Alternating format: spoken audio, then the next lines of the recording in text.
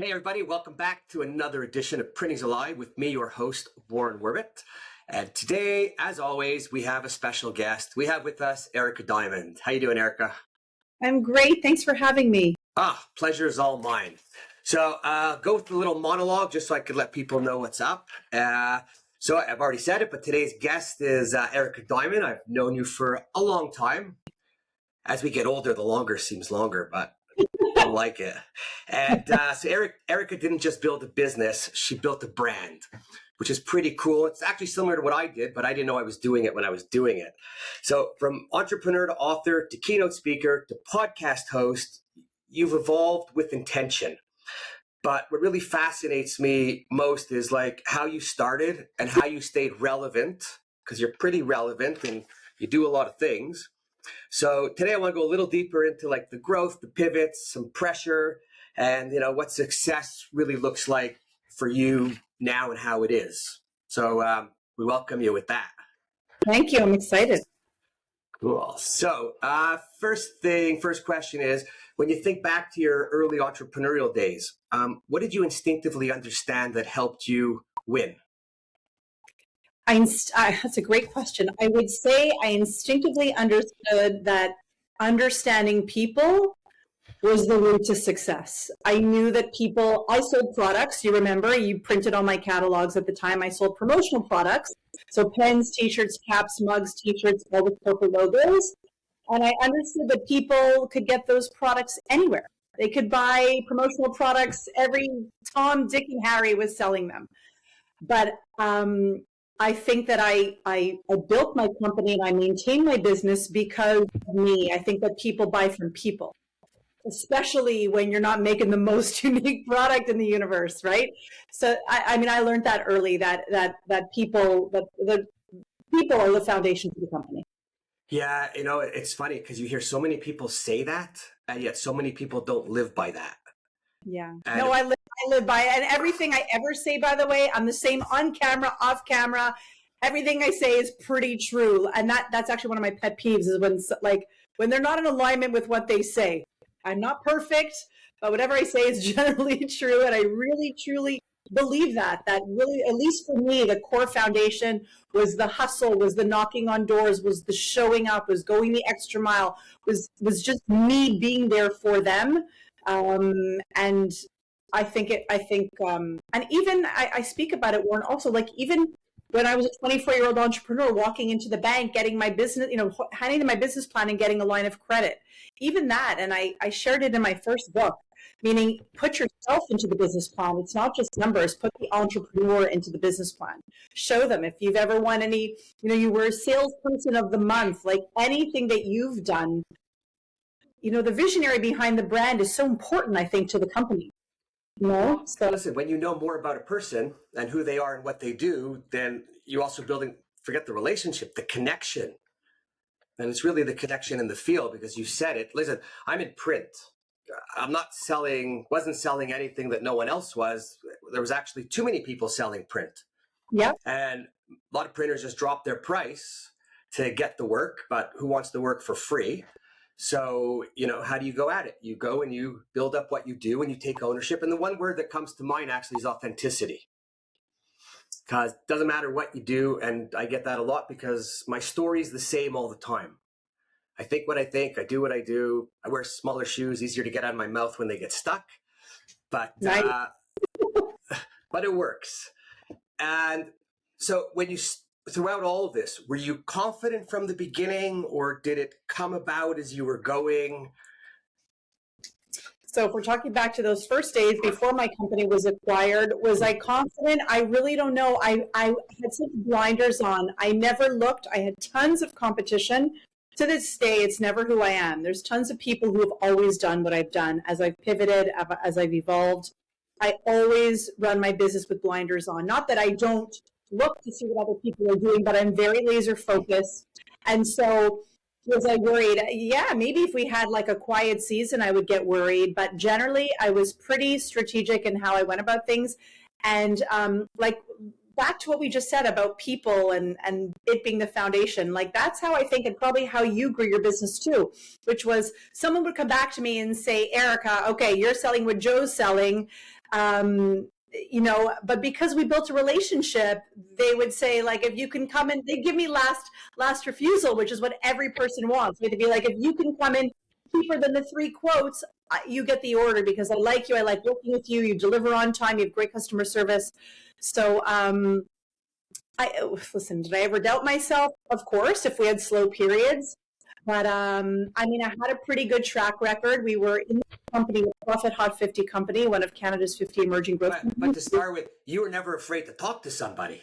Never, no. But I think I'm born this way. My dad's like this. I'm like this. I'm not afraid of failure. I've failed many times. I'm not afraid. I'll talk to anyone. I'm never better or worse than anyone in the room. And that has been, when I say people, that's what I mean. I mean, being a people person helps. You mentioned failure. So I've had a couple myself. My fault or not doesn't matter. But I found that when in front of people and I'm talking about it, people are amazed because I think most people are not comfortable talking about their failures. And it's the failure stuff that, you learn from, that you go forward, that you don't do again. Yeah. So it's definitely a great, it's a hard learning. You don't think it's worth it at the time, but afterwards it generally always is, right?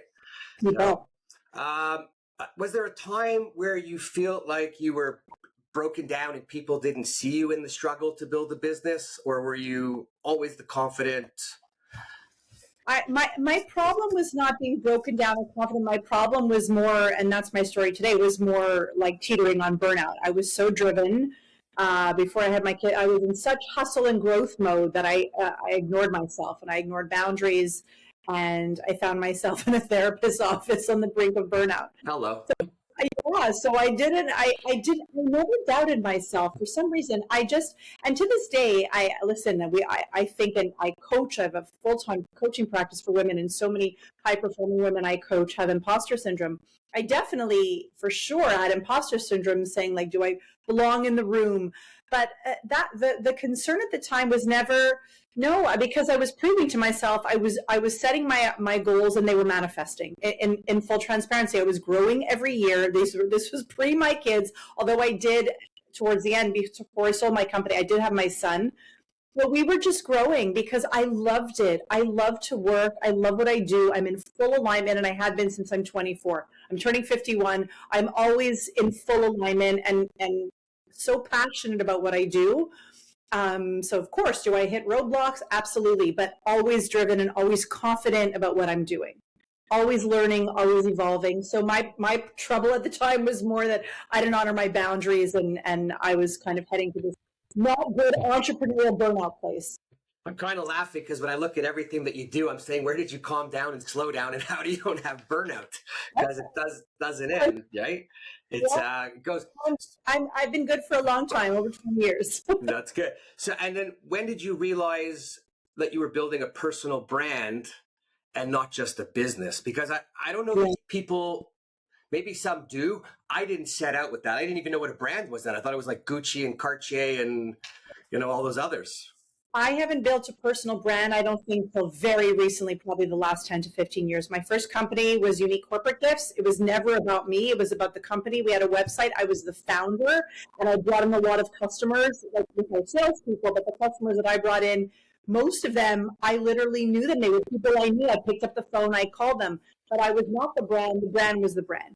And then when I became an online entrepreneur and pivoted to womenonthefence.com, which was a hub for women who were stuck, and we were syndicated to 2 million monthly readers, and we were monetized by Glam Media, who was the largest media company at the time. It was Women on the Fence by Erika Diamond, but still it was a lifestyle magazine, online magazine for women who were stuck in all facets of their life. And then about 10 to 12 years ago, I was speaking to my branding friend. She's like, Erika, you're not on the fence anymore. You've evolved. You're now certified a life and career coach, keynote speaker. You work on TV.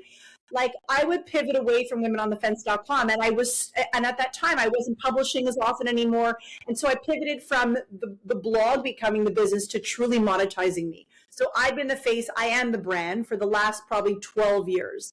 So it is me. You hire me to speak. You hire me to coach. You hire me to come on TV. or it's the Erika Diamond podcast, or it's the Erika Diamond Reset and Thrive Retreat at Canyon Ranch this fall. So now I'm the face of the brand. Maybe you knew me as the founder before, but now fully there's nothing else. Like when I go to a conference and then like your name and your company name, funny enough, it's Erika Diamond, erikadiamond.com. I mean, Unicorn Whisper, I let go of Women on the Fence, which was after my second company after. So I let go of that. So now it's just me. I'm it. No, I mean, plus my small team, but I'm the company. The company is me. So yeah, when I think brand, then I'm just going to bring it up. But like, tell us about Barbie. Yeah, that was cool. That was like So when I saw that, I was like, that girl's done. Yeah, right. She's arrived.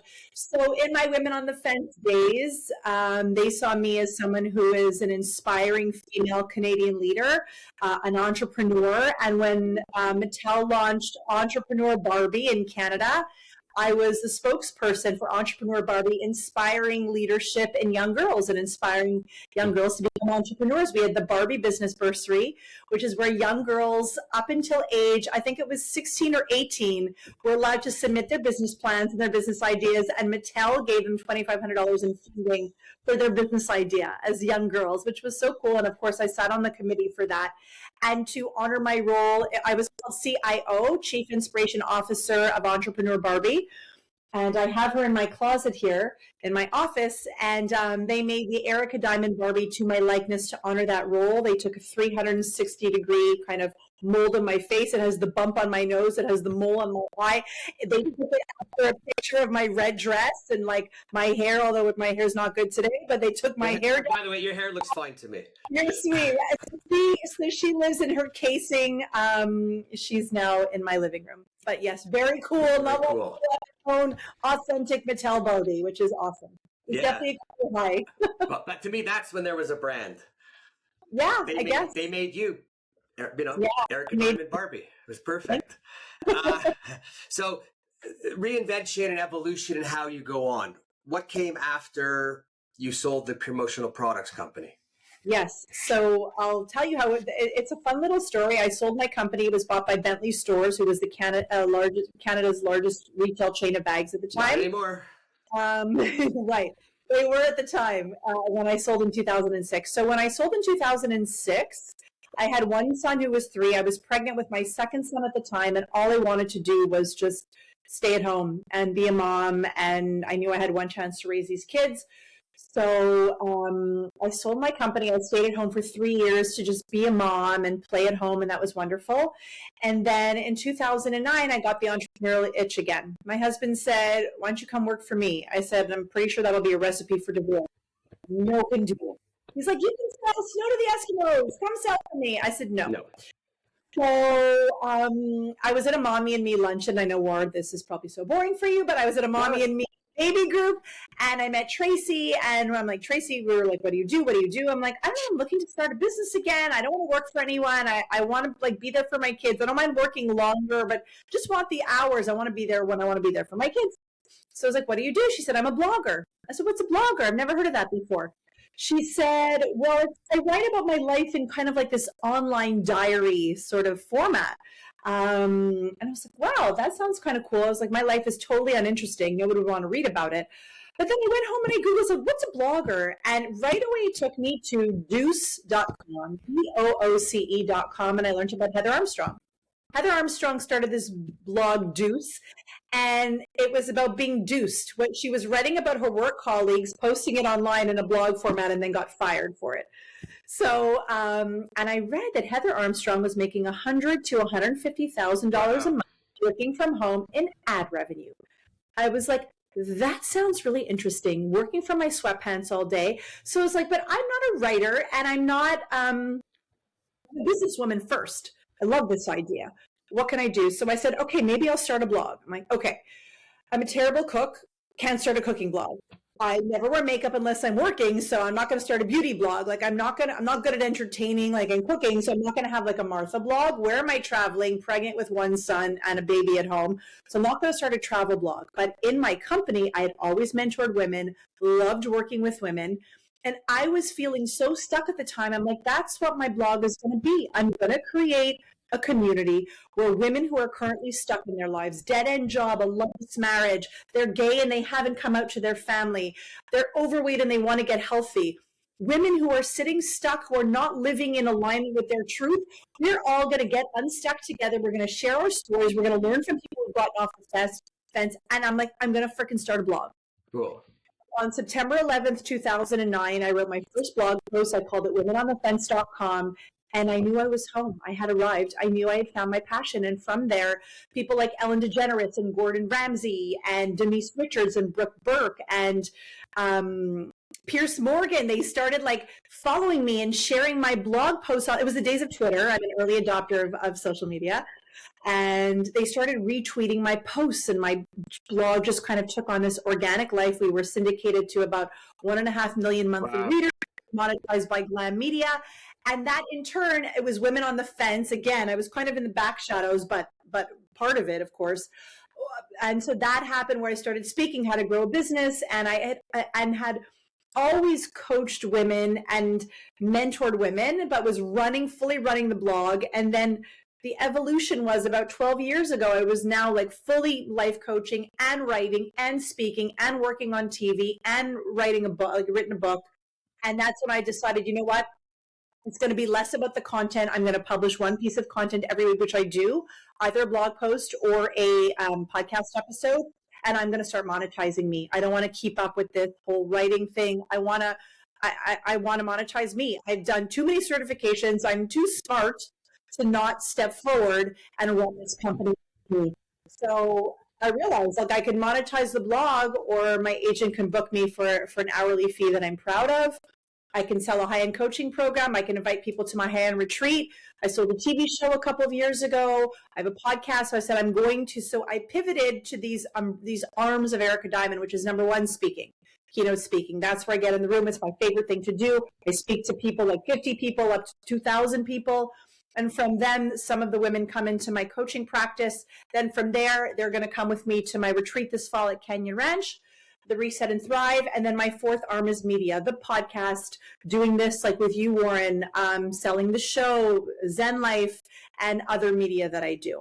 So those are kind of like the four umbrellas of my business today, how it looks so different than selling promotional products or having an online magazine from womenonthefence.com. Yeah, you know what? I mean, now you're helping people get their life in order.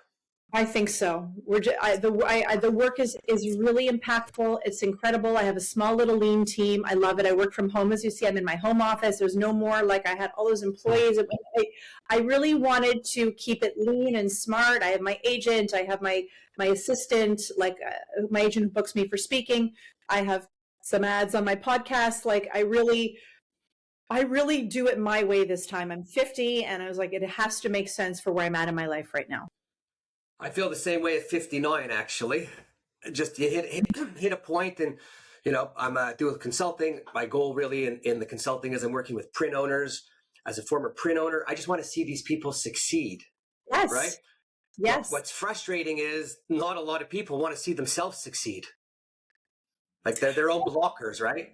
I think they definitely want to succeed.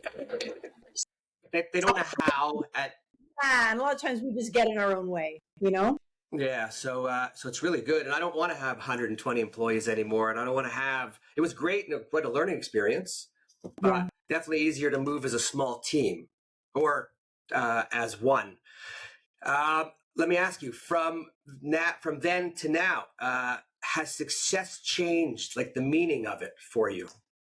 No, it's always been waking up and loving what I'm doing. I always like, if I told you my business plan, you would laugh. My whole life, like I kind of make projections as to what I want to finish with at the end of the year, but I just wake up, I do ass busting passionate work, and somehow the universe provides. I know that that's the most bogus hokey pokey. I get up, I hustle from morning until night, yet I still, so for me, I'm very much yin and yang. So I have kind of like two sides of my personality. One side is very much when I walk into a room and I'm guiding people through yoga meditation. I'm someone completely different. I embrace I meditate twice a day. That's the calm, empowered side of me. But there's the hustle part of me that also exists. They live and they fight each other, but they both live. So I wrestle that, of course, but yeah, I forget what I was even saying. Yeah, no, actually, I'm meditating once a day and a few breathing exercises throughout the day Yeah. when I start to go sideways. And if it wasn't taught to me, I wouldn't actually believe that it works. And then since I've learned about it, I started to realize how often we stop breathing in things. Oh yeah. Right. And we're breathing in our throat, very shallow, very anxious, very agitated. And it doesn't take much to bring the breath down into the belly. And then it brings an immediate calmness to you. So your decisions, actually, I've stopped what I'm doing to do a quick 3 breath just to avoid making an emotional decision because I was pissed off or whatever. Right. Yeah. So it's crazy. Yeah. So I see your social media, which I got to ask you, has social media made entrepreneurship easier or harder? Because you are, I post, you make me look like a mini poster. No, I don't ever follow me. It comes very easily and naturally to me, and I love it. And I've been doing it forever. So don't follow me when I coach women who are growing their businesses. They say the same thing. I do not take my roadmap. I'm definitely overdone. I genuinely love my community and I connect with them all the time. But how is social media? I've used it the same. It's the foundation to my. I do both, and I mix up my social. I have a deep strategy behind what I do, so I can't just sell my speaking and coaching retreat all the time. So I invite people into my life, right, in an imperfect kind of way. I don't care. I get on camera in my bathrobe with my glasses and no makeup. I don't care. They're connecting with the real me, the authentic me. I think I don't always post the way a professional speaker and professional corporate life and career coach. And I do believe sometimes that hurts me. If you're a new follower, you're like, I don't understand who she is. Is she one of me? Or has she put in 100,000 hours and she's in a position to help me? So I think that I'm both the everyday woman and someone who knows her craft very well. But it's easy for me. I do a blend of personal. My husband shows up sparingly. My kids show up sparingly, but I show real life, and I think that's appealing in a sea of phonies. I think so many people are full of shit out there. I appreciate people who are real. Well, it's back to the authenticity. Yeah, yeah. Right? It's the really. Sometimes are being authentic, but they're not really. They're really curating. I'm not telling you have to verbal diarrhea your whole life out to someone, but people say they're being authentic, and they're not really truly. By the way, if you have to say you're authentic, you are not. Right. I guess. When a person says, "Well, I'm a born leader," no, you're not. Yeah. Right. Yeah. So it's the same. The only thing I would ever say is I think I'm a born people person. I'm a real extrovert. I'm like the annoying person who strikes up the conversation with the person on the metro. That's the only thing that I think is truly authentically me. Anything else I think I've worked at but I think I'm really just, that's who I really am. That's the only thing. No one's a born leader, and anyone can learn how to be a leader, or can learn how to be brave and bold. It's easier for some than others, but it's all. My daughter always says to me, like, "Daddy, do you got to talk to everybody in the restaurant?" I said, yeah. Annie, talking to everyone in the restaurant is how I put you through school and all those other extracurriculars. Exactly. So we're alike in that way. It's how we grew our businesses, where people would think of us when there was 1 million printers and 1 million promotional product suppliers, but they liked us because we genuinely were curious and cared about them. And so the business came from that, I used to I'd get into an elevator and the elevator would close and I would turn around and to the 60th floor and there'd be 12 people in the elevator. And I'd go, oh my God, I got an audience. And half would look at me like I'm an idiot. And the other half would be like, okay, this guy's got some balls here. And then you go quickly and hopefully you walk out of there always smiling. Right? You can't lose. Okay, so let's fast forward closer today. So what are you most excited about right now? So I just want to bring up, you write, you speak, you coach, you're actually, I saw you put together, I think it's your first awesome looking retreat for women in the Berkshires. You bet. Canyon Ranch, Lennox in the Berkshires. Okay, close. So I listen and I try to hear. Actually, it is in the Berkshires. It is. Okay, so there, one up for me. The podcast, you're doing all the yoga, the meditation. So with all of everything, what are you most excited about? Speaking. That's my number one. I love it. I get gigs on my own. My I have 2 agents. They bring me speaking engagements. So that's the most exciting thing. That's what I love. That's really looking to build, because my whole business grows from there. When I can get on a stage, I can actually sell from the stage. So after I meditate with thousands of people, I give them a beautiful 10-minute download right there on the stage that they can scan it with a QR code, and then they're in my email system. And I nurture that email system. I'm meticulous with that. Don't forget, I've been a content creator since 2009. So every Tuesday at 11 a.m. Eastern, unless I'm dead, they get an email from me. And with self-care strategies, mindset, motivation. So after they've seen me speak, they're there in my newsletter system. And from there, they learn about my coaching. They learn about my retreat. They learn about my podcast. They learn about my show Zen Life that they can watch in Air Canada now or on Amazon Prime. And so once they're in my world, then of course that's how my business, that's my business. So speaking is definitely number one. Coaching, as I said, is number two. The retreat is number three, and media is number four. That's an order of importance to me. And when everything is the same as I've always been doing the last decade. The retreat is my brand new baby that I'm really excited about this fall. Cool. Yeah. So you do a lot of coaching with women, just for the people listening. I have men. My coaching practice is primarily about 90% women. So I've got a bunch of women listeners, and there's a few women groups within the printing industry that are listening. So what do you say to women in the working world today that deal with different things? I'll just leave it to you. What would you say to the people listening about life, women, work? Yeah. So I would remind them, like my sweatshirt. So this is a whole, so I'll tell you quickly what I teach women. I'll try and give you the Sparks Notes version. So I teach any woman, wherever I am, by Thrive 360 system. This is a 4-step framework. This is a burnout prevention, self-care, how to create success in your life without burnout. And step one is mindset. So the first one I always talk about. So we have about 6,000 to 7,000 thoughts a day. About 85% of them are like the same thoughts as we had yesterday. They just keep repeating. We are not thinking new thoughts. And most of them default to negative. So we are constantly flooded with ants, automatic negative thoughts. So as women especially, our mindset defaults to what's lacking, to negative. So we have to thought challenge. We have to challenge our negative thoughts. We want to move from a scarcity mindset to an abundance mindset. So everything begins with mindset. Before we even take care of our body, mindset's first. Second step is body. So another few things, if you tell me, these women, we ask these women, if they told me how they're feeling in their everyday life, in these 4 pillars, I'd likely be able to tell them how abundant and how well they're doing. So the 4 pillars in body is what you're eating, how you're sleeping, how you're moving your body, and how you're managing stress. So here we look at what repeated stress, acute versus chronic stress. So first we change the mindset, then we change the body. How are we sleeping, moving? And we look at the body, because if we're an entrepreneur or a printer, if we're not sleeping, if we're eating like crap, if we're not moving our body, if we don't have some sort of breath work, we're not showing up our most creative, successful self. And then next step, third pillar is time. That's when we can begin to reconfigure our days, avoid procrastination, and create a schedule that really puts us in the schedule. So many of us, time, I always say, if I look at your agenda is a direct reflection of your self-respect, of your self-worth. Is your agenda full? Do you have white space? Have you put yourself in your agenda? So first mindset, then body, then time, and then transformation. We begin to transform our lives as we pour into these 3 pillars. And then the research is like 21 days to start forming a new habit, 66 days up to 6 months for it to become automatic. And as we change and as we look at boundaries and we start imposing boundaries upon those we love, our partners, our bosses, our children. No, I'm not going to work till 9 o'clock. Yes, I'm going to shut my computer down tonight and go out on a girls' night or a guys' night or a date night. As we start to, no, I'm not going to do your carpool every single day. We sometimes get pushback from those we love as we transform our lives and we get better.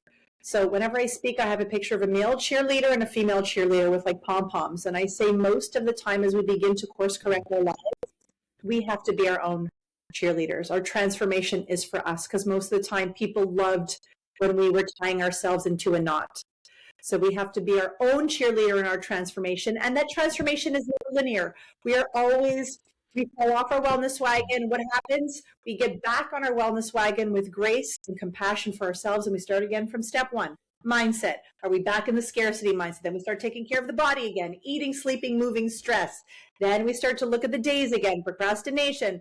time blocking, delegating, automating, everything that has to do with time. And then we come back to our transformation. We get back on the right step. So I would tell any woman listening, that's the way you change your life. Mindset, body, time transformation. I've been doing this a long time. That's my method. And that's how we go from feeling teetering on burnout to really living in full alignment with our goals and our dreams.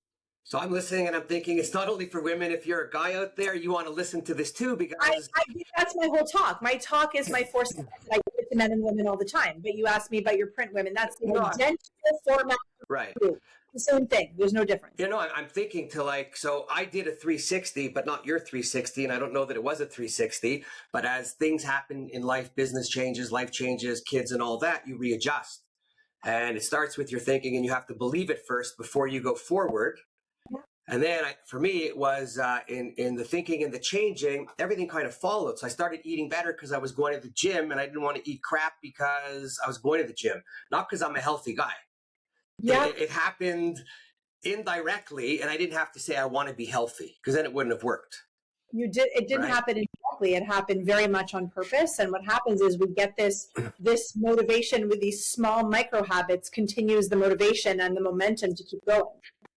Yes, it's like, and today especially, COVID's over, but COVID's not over, because there's a lot of people that were affected in that time frame that haven't even bounced back to where they are. So they're a little more introverted, less extroverted, keeping to themselves a little, more cautious, more afraid. So I think there's a lot more people now that need to do a little bit more work on themselves to feel better. We all need to do work. I constantly work. I mean, this is my work. And I'm constantly working on myself. We are all work in progress, and we all have to work on ourselves.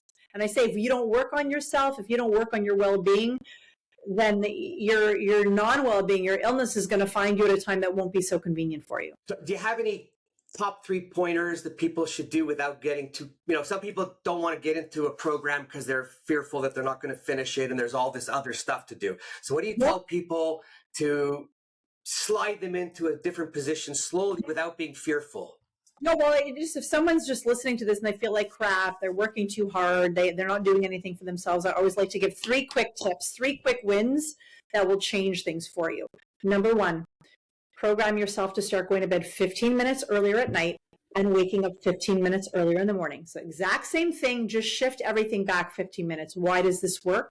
Because you've brought yourself back 15 minutes before opening your phone to either throw out a gentle stretch by your bedside, to read, to meditate, to journal, to bake, to go for a walk, to start putting those 15 minutes just for yourself in the morning and starting to feel and look forward to it and see what that feels like when you're pouring into no one else, not your husband, not your wife, not your kids, not your job, not your email, just you for 15 minutes. That's how a pattern develops. That's how self-care starts coming onto the agenda.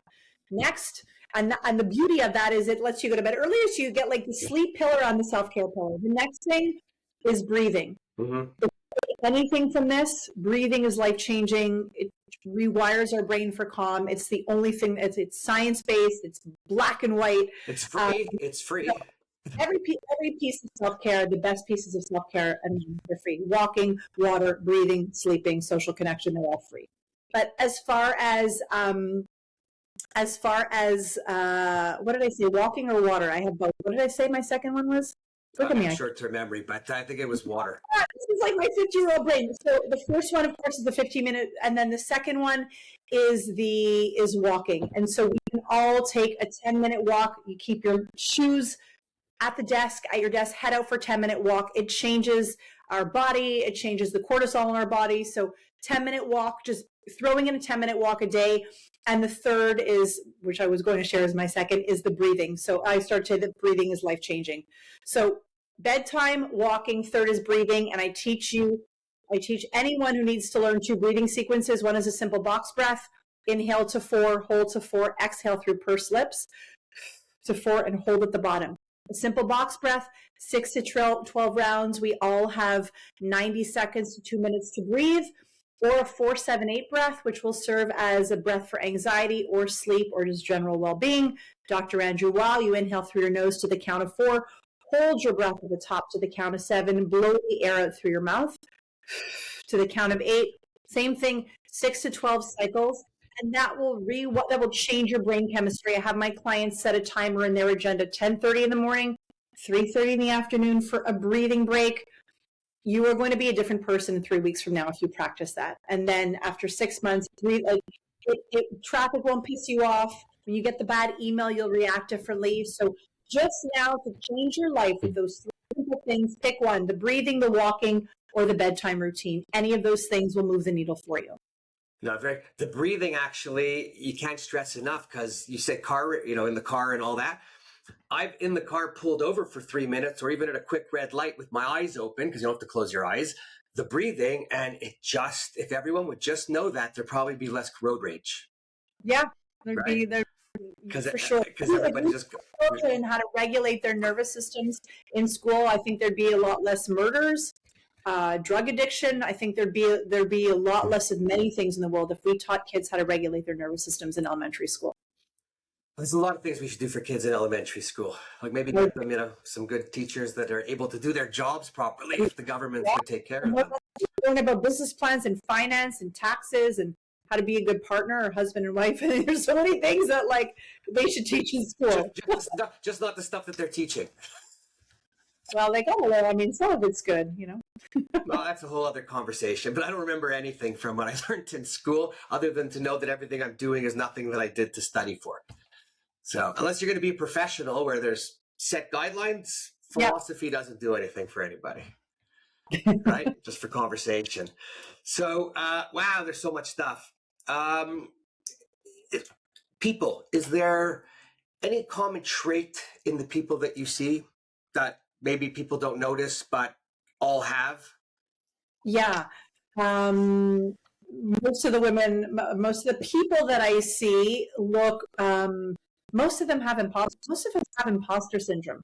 So I I coach, high-performing professional women, lawyers, doctors, accountants, real estate agents, pharma people, and a lot of them just don't have self-belief. It's unbelievable. They're killing it in so many facets of their lives, but they default to always worry their job's going to be taken away from them, that they're not doing a good job. And so it comes from a whole host of different reasons: childhood trauma.